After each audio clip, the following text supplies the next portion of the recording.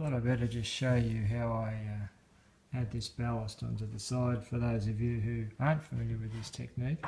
So you've got sand, and in this bottle I've just got water with a bit of detergent, and the reason for that is if you try to put white glue and water straight over the top of sand, there's a silicon component to sand, obviously, and the water will just bead up and not soak in. So the idea is you go around and soak it with water like that, and once you've soaked it, you've got your white glue and water mix, and you just tip that on like that, and you just do that for all the way around, and tomorrow when it's dry it'll be rock hard. G'day guys, another update on the Nascar track. So as you might recall, yesterday I ballasted all around the outside. This morning you'll see that's all rock hard now. A few spots where it wasn't quite dry, so I've just redone them like there. So in the meantime, what I've done is I'm going to put a pond in here, so I've just used a router and routed that out freehand. No real shape to it, just routed it up, and so I'll paint all that and put some realistic water in there, which should brighten it up a little bit, and took the opportunity to vacuum the rest of the track.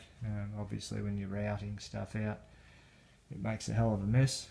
Last night I got all the lights working along there, and they light up the track pretty good. So today, while I'm waiting for that other stuff to dry, I'm going to wire up this other two lights at the end here, and I'm going to figure out what I'm going to do with this pit area. I'm trying to find some Nascar pits or wall wagons is a little bit difficult. You can get some paper ones, but I don't particularly like them much. So we'll work out what we're going to do with that. That's why I haven't ballasted along that area, because it's going to be where my pits are. So there you go. Anyway, back to work. Right, yeah, so there we go.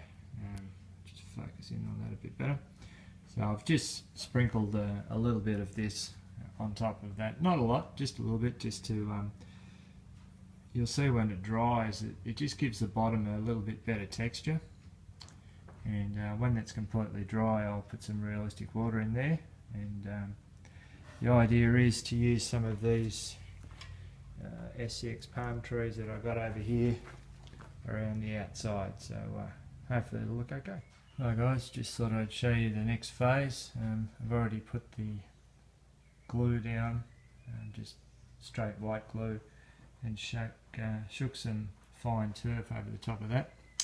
Now I've got this bottle of white glue and water mix, and I'm just spraying over the top, and I'm going to use this in here, which is your static grass applicator, and I'm going to apply that on top and see how she looks. Okay, to use one of these things, you bash in a nail anywhere on the arrangement and plug your earth lead in, and there's a switch here, you just switch on and simply shake. I'll see if I can do this at the same time as filming, which is kind of difficult. So that's all you're doing, just shaking that on there, and that's the effect you get. And the idea is that this static grass stands up, so it looks a lot more realistic than your flat grass. Well, it's supposed to anyway.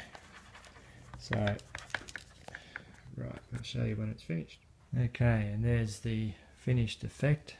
Just got to let it dry now and vacuum off the excess off the track and so forth. So not sure how this is coming across on the video, but it's pretty good actually, the grass. It looks a lot better than just standard application. Obviously I've got to vacuum that part up, and that's a bit that I didn't paint before because it was still wet.